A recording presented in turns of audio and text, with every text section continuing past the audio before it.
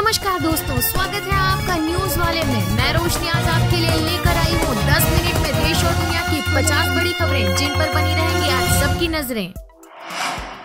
Target killing पर action की तैयारी। कश्मीर टारगेट किलिंग पर अमित शाह की बड़ी बैठक। टारगेट किलिंग पर प्रदेश भर में प्रदर्शन। क्षीर भवानी मेले का बहिष्कार। कश्मीर में 12 घंटे में दूसरी हत्या के बाद शाह की high level meeting. Ajit Doval और सेना प्रमुख हुए शामिल, रॉ चीफ भी मौजूद। इसमें कोई बड़ा फैसला लिया जा सकता है। टारगेट किलिंग के खिलाफ प्रदेश में प्रदर्शन जारी है। इस बीच कश्मीरी पंडित व अन्य हिंदू कर्मचारी घाटी से जम्मू लौट रहे हैं। जम्मू में रह रहे कश्मीरी पंडितों ने क्षीर भवानी मेले का बहिष्कार कर दिया है। गृह मंत्रालय की हाई लेवल बैठक हुई खत्म। 2 घंटे कश्मीर के हालात पर हुई चर्चा। इस बैठक से कई पॉजिटिव उम्मीदें जताई जा रही हैं। दिल्ली में तमाम दिग्गजों के बीच यह बैठक करीब 2 घंटे चली।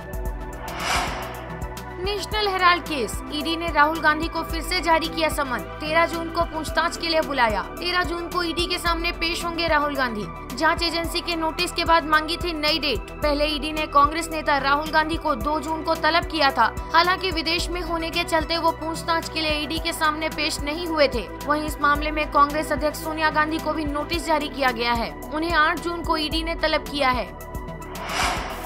सीएम भगवंत मान पहुंचे मूसेवाला के गांव। परिजनों को बंधाया ढांढस। आप विधायक का भारी विरोध। गायक सिद्धू मूसेवाला की रविवार शाम गोली मारकर हत्या कर दी गई थी। इससे एक दिन पहले सरकार ने उनकी सुरक्षा कम की थी। इसके बाद से सरकार को लोगों के विरोध का सामना करना पड़ रहा है। प्रसिद्ध गायक सिद्धू मूसेवाला को श्रद्धांजलि देने के लिए शुक्रवार को पंजाब के सीएम भगवंत मान मानसा के गाँव मूसा पहुँचे। इससे पहले ही मूसा गाँव में आप विधायक गुरप्रीत सिंह बनावली को लोगों के विरोध का सामना करना पड़ा। ग्रामीणों ने उनके खिलाफ नारेबाजी भी की थी। Ground breaking ceremony 3.0। Kumar Mangalam Birla बोले, सबसे महत्वपूर्ण निवेश डेस्टिनेशन बन चुका है उत्तर प्रदेश। मुख्यमंत्री योगी बोले, पिछले 5 वर्षों में 65,000 करोड़ रुपए के निवेश प्रस्ताव जमीन पर उतारे। यूपी पर पैसों की बरसात। अडानी का 70,000 करोड़ तो बिरला का 40,000 करोड़ निवेश का प्लान। प्रधानमंत्री मोदी ने इंदिरा गांधी प्रतिष्ठान में यूपी इन्वेस्टर समिट की ग्राउंड ब्रेकिंग सेरेमनी 3.2 का उद्घाटन किया। इस दौरान उनके साथ मुख्यमंत्री योगी आदित्यनाथ और केंद्रीय रक्षा मंत्री राजनाथ सिंह भी मौजूद रहे। यूपी को मिली 80,000 करोड़ रुपए की सौगात। पीएम बोले, मेरी काशी अब बदल गई है। अब प्रियंका गांधी भी हुई कोरोना संक्रमित। एक दिन पूर्व सोनिया गांधी हुई थी पॉजिटिव। प्रियंका गांधी बुधवार को लखनऊ यात्रा में कटौती कर दिल्ली लौट आई थी। उन्होंने अपनी मां सोनिया गांधी से मुलाकात की थी। इसके बाद वो भी कोरोना संक्रमित पाई गयी। प्रियंका गांधी ने शुक्रवार को ट्वीट किया, मैं कोविड संक्रमित हो गई हूँ। कोरोना के हल्के लक्षण है। कोरोना प्रोटोकॉल के अनुसार मैंने खुद को घर में क्वारंटाइन कर लिया है। उपचुनाव में सीएम धामी की ऐतिहासिक जीत। 54,121 वोटों से जीते। पहली बार कांग्रेस की जमानत जब्त। मुख्यमंत्री पुष्कर सिंह धामी सर्वाधिक मतों से जीतने वाले प्रत्याशी बने। उन्होंने पूर्व सीएम बहुगुणा का रिकॉर्ड भी तोड़ दिया। वहीं कांग्रेस की करारी शिकस्त से गुटबाजी की पोल खुल गई। स्वामी अभिमुक्तेश्वरानंद का ऐलान, हम नहीं करेंगे कोर्ट के फैसले का इंतजार। आज करेंगे ज्ञानवापी में मिले शिवलिंग की पूजा। भगवान शिव प्रकट हो गए हैं तो उनका पूजन अर्चन रात भोग होना ही चाहिए। अपने आराध्य की पूजा के लिए न्यायालय के आदेश की प्रतीक्षा हम नहीं कर सकते हैं। गुरु व शंकराचार्य स्वामी स्वरूपानंद सरस्वती के आदेश पर 4 जून को वजूखाने में मिले शिवलिंग की पूजा के लिए हम ज्ञानवापी जाएंगे। जहाँ तक अनुमति होगी वहाँ तक जाकर भगवान शिव को राग भोग व पूजन अर्पित करेंगे। धर्मस्थलों पर बढ़े हमले। अमेरिकी रिपोर्ट में भारत पर निशाना। चीन व पाकिस्तान को भी घेरा। अमेरिकी विदेश मंत्री ने कहा कि एशियाई देशों खासकर पाकिस्तान, अफगानिस्तान और चीन में अल्पसंख्यक समुदायों के लोगों और महिलाओं को निशाना बनाया जा रहा है। रेलवे ने निकाली 5,000 से अधिक पदों पर भर्तियां। नॉर्थ ईस्ट फ्रंटियर रेलवे ने अप्रेंटिस के बम्पर पदों पर भर्तियां जारी की हैं। इस भर्ती के लिए आवेदन ऑनलाइन माध्यम से आमंत्रित किए गए हैं। उम्मीदवारों की आयु सीमा 15 साल से 24 साल तक होनी चाहिए। आवेदन की आखिरी तारीख 30 जून 2022 है। नौतपा खत्म, अब बारिश का इंतजार। दिल्ली एनसीआर में बूंदाबांदी होगी। आईएमडी ने कहा, उत्तर भारत में जून के लास्ट वीक में बरसेंगे बादल। दिल्ली एनसीआर क्षेत्र में आसमान में बादल छाए हुए हैं। भारतीय मौसम विज्ञान विभाग के अनुसार दिल्ली एनसीआर के कई हिस्सों में हल्की बारिश होने का अनुमान है। दक्षिण पश्चिम मानसून केरल, तमिलनाडु और कर्नाटक के कई हिस्सों में पहुँच चुका है।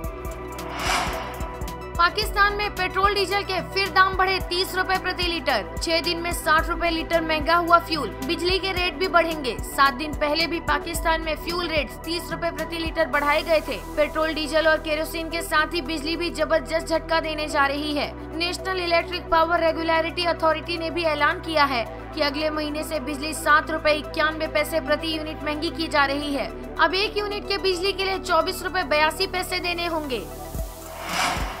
बेहतर होगा charging infrastructure. MG motor Castrol करेंगे जीओबीपी के साथ पार्टनरशिप। ईवी चार्जिंग इंफ्रास्ट्रक्चर बनाएंगे। पार्टनरशिप के तहत वे 4 पहिया वाहनों के लिए ईवी चार्जिंग इंफ्रास्ट्रक्चर बनाएंगे। देश भर में ईवी ग्राहकों को सर्विस देने के लिए कैस्ट्रॉल के मौजूदा ऑटो सर्विस नेटवर्क का भी विस्तार किया जाएगा।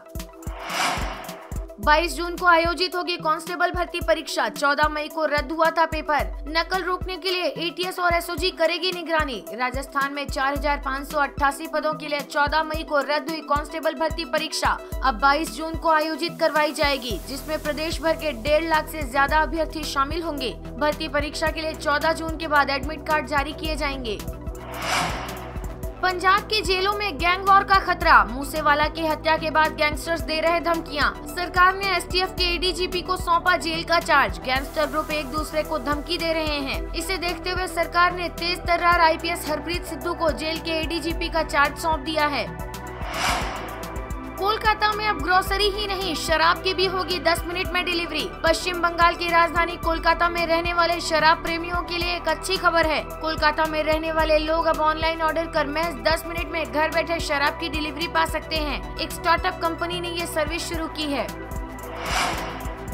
भारत के जिस गेहूं को खराब बता तुर्की ने लौटाया, उसे इस देश ने हाथों हाथ खरीदा। रूस और यूक्रेन के बीच युद्ध को अब 100 दिन पूरे होने वाले हैं। इस युद्ध ने पूरी दुनिया में कई तरह की परेशानी पैदा की है। उन्हीं में से एक है गेहूं का संकट। जो देश गेहूं के लिए रूस और यूक्रेन पर सबसे ज्यादा निर्भर थे, तुर्की ने भारत का जो गेहूं खराब बताकर लौटा दिया था, अब गेहूं की उस खेप को मिस्र भेज दिया गया है। मिस्र गेहूं न होने की वजह से ब्रेड और अन्य समस्याओं से जूझ रहा है। मामले की गंभीरता का अंदाजा इसी बात से लगाया जा सकता है कि भारत के जिस गेहूं को तुर्की ने खराब बताकर लौटा दिया था, उस गेहूं की खेप को मिस्र ने हाथों हाथ ले लिया है और भारत ने उसे मिस्र भेज भी दिया है। जब मिस्र ने तुर्की के मना करने पर मौका देखा तो उस लौटाए हुए गेहूं को भी तुरंत खरीद लिया। अगर ट्रेन में आपको नींद आ जाती है और इस वजह से आपका स्टेशन छूट जाता है तो आपके लिए खुशखबरी है। रेलवे ने एक खास सेवा शुरू की है। इससे आपका स्टेशन आने से पहले ही रेलवे आपको नींद से जगा देगा। बता दें कि रेलवे की इस खास सर्विस का नाम डेस्टिनेशन अलर्ट वेकअप अलार्म है। रेलवे ने इस सुविधा को 139 नंबर की पूछताछ सेवा पर शुरू किया है। ट्रेन में सफर कर रहे यात्री 139 नंबर के इंक्वायरी सिस्टम पर अलर्ट की सुविधा मांग सकते हैं। ये सुविधा यात्रियों को रात 11 बजे से सुबह 7 बजे तक मिलेगी। रेलवे की तरफ से इसके लिए केवल 3 रुपए की फीस तय की गई है।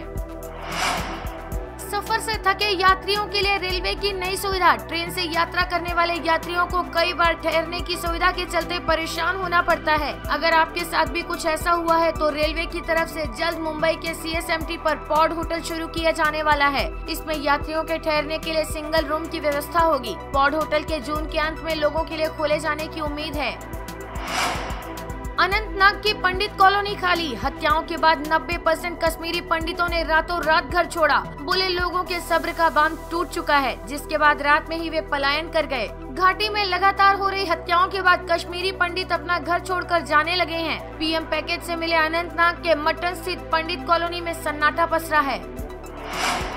भाजपा प्रवक्ता के बयान पर बवाल। कानपुर में जुम्मे की नमाज के बाद पथराव, पुलिस ने किया लाठीचार्ज। पुलिस पर भी पथराव, बाजार बंद कराने पर बवाल। कानपुर में अल्पसंख्यक समुदाय की पुलिस कर्मियों से भिड़ंत हो गई, जिसमें पुलिस पर पथराव किया गया। इसमें 2 लोग घायल हो गए हैं। यहाँ हालात तनावपूर्ण बताए जा रहे हैं। प्रधानमंत्री मोदी के दौरे के बीच भाजपा की महिला नेता नूपुर के बयान पर शुक्रवार को जुम्मे की नमाज के बाद कानपुर में बवाल हो गया। पुलिस ने भीड़ को नियंत्रित करने के लिए लाठीचार्ज कर लोगों को खदेड़ा। 2 समुदायों में पथराव के बाद फायरिंग भी हुई। कई इलाकों में मार्केट बंद हुए हैं। रतन टाटा को मिला नोएडा एयरपोर्ट बनाने का ठेका। साइरस मिस्त्री को फिर से दिया झटका। Tata projects Noida international airport पर terminal, runway, air side infrastructure, road, utilities, land side facilities और दूसरी इमारतों का निर्माण करेगी। रिपोर्ट के अनुसार नोएडा इंटरनेशनल एयरपोर्ट का निर्माण पूरा होने के बाद ये देश का सबसे बड़ा एयरपोर्ट बन जाएगा। आर्य समाज की ओर से जारी विवाह प्रमाण पत्र को कानूनी मान्यता देने से सुप्रीम कोर्ट ने किया इनकार। आर्य समाज का काम और अधिकार क्षेत्र विवाह प्रमाण पत्र जारी करना नहीं है। विवाह प्रमाण पत्र जारी करने का ये काम तो सक्षम प्राधिकरण ही करते हैं। कोर्ट के सामने असली प्रमाण पत्र प्रस्तुत किया जाए। वीडियो पसंद आया हो तो लाइक, शेयर और सब्सक्राइब करना ना भूलें।